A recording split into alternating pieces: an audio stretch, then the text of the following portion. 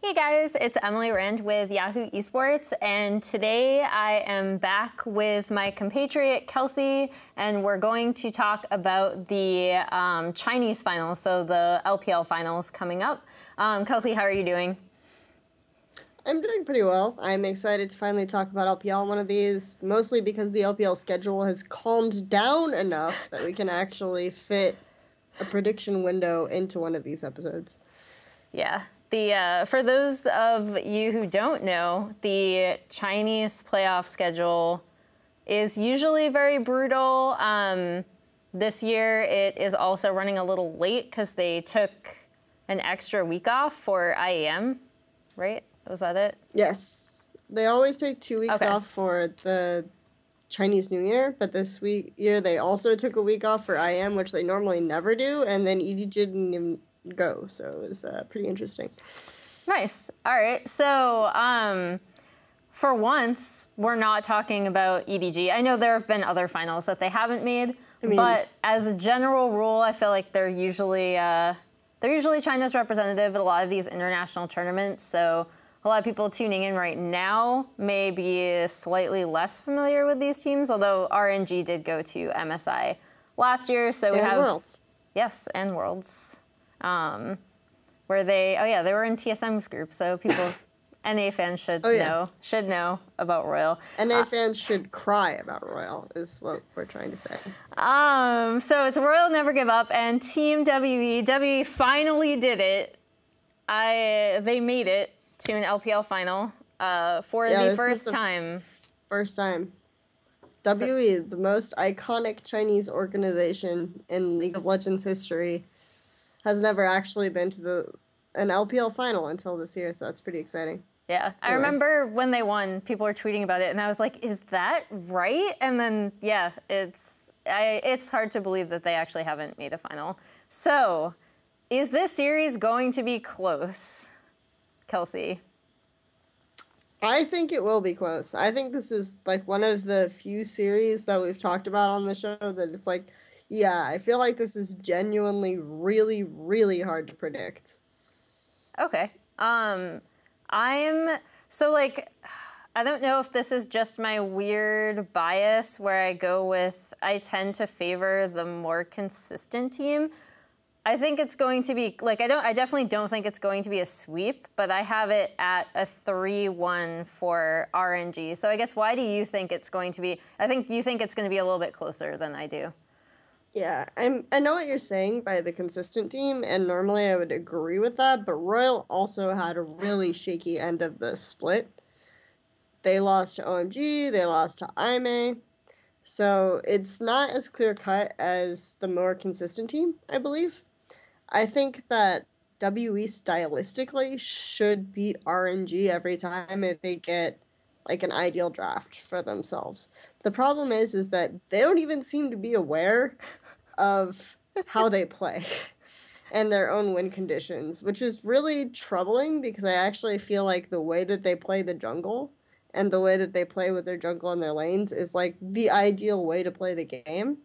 But the problem is that they don't necessarily get strong lanes, and then if they don't get strong lanes, Condi will invade anyway, and it's pretty disastrous for them. That's actually what I was going to bring up, because I've seen so many, and maybe this is like just my bias. I feel like every time I've tuned into WE, playoffs aside, they're picking like all scaling losing lanes, and then Condi is invading when all of his lanes are pushing.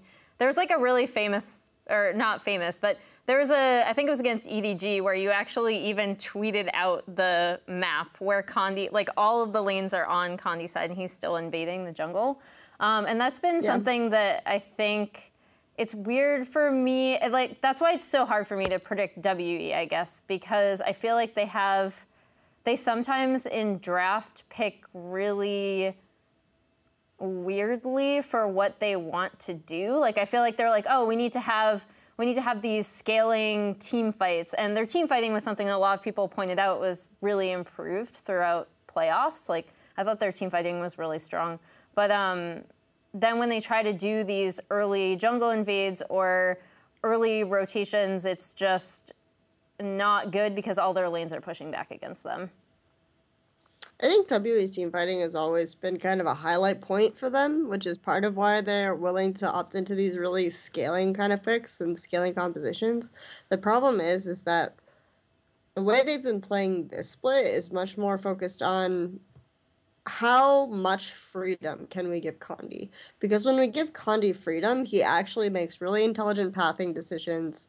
He can really just deny the enemy jungler really hard and get to the point where he's just like so much more relevant mid and late game off of lane pressure, which I think is a really strong way to play. Whereas in contrast, I think the way Royal play around their jungler is just to bring them into the conversation. Much riskier because it's almost like the jungler just gives up so much for the lanes to snowball the lanes. And MLXG, sometimes he just wastes time. I'm not exactly sure what he's even trying to accomplish, right? He'll go 10 minutes without taking Krugs. He'll gank top several times, or he'll try to gank top, it won't work. He'll try to gank mid, it won't work. And then meanwhile, the enemy jungler is taking like all of his camps. So I think that MLXG hurts himself too much, especially considering the fact that his laners are just like legitimately strong within the context of LPL and will get ahead if RNG drafts well, which they usually do, on their own. Yeah, MLXG is... There are times when I look at him and he's down like 2 levels and I'm like, what have you been doing? Like, where have you been? And I think it's funny because I feel like when a lot of people think of RNG, they think of MLXG as this super aggressive, like heavy ganking jungler because that's what they saw at like Worlds, yes, but even like more specifically, I think the midseason invitational was where everyone kind of looked at his like level 2 and level 3 ganks and teams are like, whoa, what are you doing? And like everyone who watches LPL is just kind of like, yeah, that's like his patented level 2 Graves gank in the mid lane. So another thing we wanted to touch upon is, I guess, how both of these teams play around their top laners. So I don't know if you want to start in on that. Yeah, I think for those who look at Royal, they'll see 3 faces they recognize. They'll see MLXG, they'll see Xiao, who, by the way, has been playing really well. He's been playing more like last year's spring Xiao than last year's summer Xiao, which was a little underwhelming. And then UZI, right? So these are the familiar names, but Royal play much more around their top laner than they do around their bot or their mid. And they've even publicly come out and said, we do this because we think the influence of teleport is just so strong, right? So that if you have a top laner ahead or if you have a teleport advantage, the map is just so much easier to take control of. So Let Me, a player who a lot of people were really downgrading going into the season, has kind of, to me, become the MVP of that team because of how the shoes he kind of had to fill and the amount of impact he's had to have, even when Royal are, during the regular season, subbing out these players we typically think of as their stars, stubbing out MLXG and subbing out UZI and playing the same way they've always played effectively. So, yeah, it's interesting because I feel like a lot of people last year were looking at Mata and Looper just because Mata had been on other teams, not done so well. Looper had been on other teams, not done so well. But then when you got them on the same team together, you saw those kind of teleport plays that that Looper was known for previously when he played with Mata. And it was really interesting to see this team with an all, like now, so now they're all Chinese roster for those viewers who don't know. Keep that kind of play style. And Let Me has been, I know like you received a bit of criticism for not putting him as an MVP, but Let Me has been a really huge standout on this team. I actually was the only one of the English commentators who put him as an MVP candidate. I didn't put him as a top 3 top laner. Okay, that's what it was. That I had, which I do think are generally different. And I think that it's really interesting because WE are much more likely to play around bot and mid And Jouchi, or 957, excuse me, is just much more likely to be left on his own. So I think that matchup's going to be really interesting because I feel like WE will have to find some way to counteract the fact that she is going to probably want to go top a lot. Though I think WE are much more flexible about which lanes they play around, and it's much more logical based on what they draft. And Condi reacts much more to where the enemy jungler is. Like, I think WE is a much better reactive team than RNG are. So. Okay. So the last matchup we want to touch upon is Xie versus Xiaohu, who both they debuted in the same season, right? Because Xiaohu debuted for Gamti, and then Xie. No, she had to debut 2014 summer. Okay, thank you. For WE Academy, but he was replaced by Mickey, so that's probably why. Oh, Mickey. That's interesting. So I guess when we look at the matchup between these two, what do we want to look for? When we see this, I think the important thing is that both of these players are going to be really important to how their teams play, because MLXG has the very predictable level 2, level 3 mid lane gank, and Condi relies on mid being pushed out and Xie exerting a lot of pressure to be able to invade the enemy jungler, to the point where Coach Nofe of EDG even referred to WE as predictable, right? Because if you disable this kind of mid lane push advantage, it's a lot easier to target WE in the way they like to play. The last time these two teams played together, Xiaohu kind of really went all in on trying to pressure Xie, on trying to get these types of lane advantages, whereas I think Xie is much more likely to roam to side lanes to kind of aid Condi in this map control aspect, and to care a lot less about just beating the crap out of his opponent mid laner. And then finally, Uzi. Is he, how much does, because I think a lot of people, when they look at RNG, they just think, oh, that's Uzi's team, and that's how they played around him previously. But as we already touched upon, with the way they've been playing around the top lane, the way they've been getting all pushing lanes, Uzi hasn't, obviously he's still a factor, but he's not the team. So what do you think of his role on RNG? So UCI is an interesting one, and I think a lot of the storylines coming into this final are about how this is his chance to win an LPL, but it's also WE's chance to win an LPL, right? So you have a lot of history coming in here. But I think the interesting thing about UCI is that UCI and Ming will always look to have a lot of pressure in bot. But what they do with that is how Royal can react, how Royal can use top lane in response, how Royal can use teleport to come in and aid them, as opposed to just playing around UZI, the way that Royal have traditionally done so. I think in the semifinals, it was incredibly clear, right? Where it seemed like this is a team that is solo lane centric, and it just happens to have UCI on it.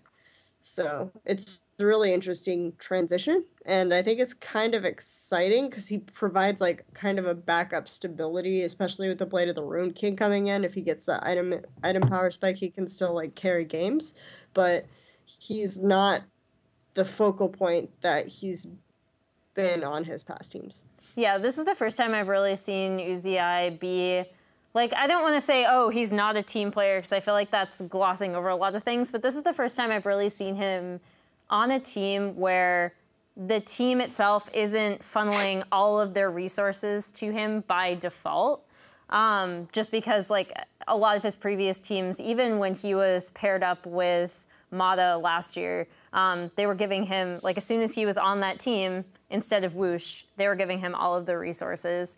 Another thing I wanted to look at with Uzi and then Mystic was bot lane priority, especially. So we've talked about how WE love to get, sometimes they like to get these scaling team fighting comps to their own detriment if they try to make early plays and they don't have the pushing lanes. One thing that we've seen a lot of throughout LPL playoffs is the first pick Kog'Maw, or just basically bot lane priority on these really high damage champions. So I guess bot lane has been huge, in my opinion, across all regions. So how do you see them? How do you see both of these teams going up against each other and prioritizing bot lane picks in the draft? So I think that the Kog'Maw thing rising up is just symptomatic of LPL kind of going back to a bot-like centric playstyle when we get to the top 4 teams, because the top 4 teams had 3 of the best AD carries on them. You had SMLZ, you had UZI, and you had Mystic. You're not counting Zet as one. Okay. I feel bad for throwing shade at Zet. But I actually think Jin Zhao on IMA was a better AD carry than Zet, but this split in particular, which is surprising to people at Worlds, so like, Jin Zhao, what? No, he actually stepped up a really, really huge amount this split. He wasn't good last year at all. But I think the Kog'Maw priority thing is just going back to that kind of playstyle. And it's really, the baffling thing to me is not necessarily the first pick Kog'Maw. It's the fact that you get first pick Kog'Maw, and then on red side, you don't get second rotation Lulu. Yeah. It's like, you don't get first rotation Lulu. So it's like Kog'Maw, and then they pick some other random stuff, and then they come back and, like, on the second rotation, they get Lulu. It's like, are you serious right now? Is this actually happening to me? Is this real life? But yeah. I think actually it will be lower priority because I think Royal prioritized Kog'Maw less than OMG or WE. And UZI is happy to just like play Caitlyn or something into it, and he's really well known for his Caitlyn play, things like this. So I think that it's going to be that kind of story where he just really, really tries to pressure the lane. I think that also semifinal was the first time we saw first kick pick Kog'Maw lose in LPL. So that's something to consider. It's a little sad. It's over.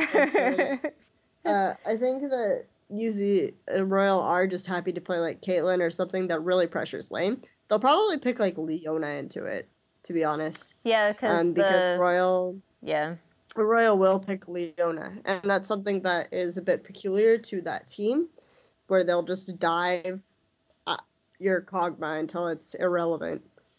So I think that makes Kog'Maw a little sporty in this matchup, but Mystic will play it for sure.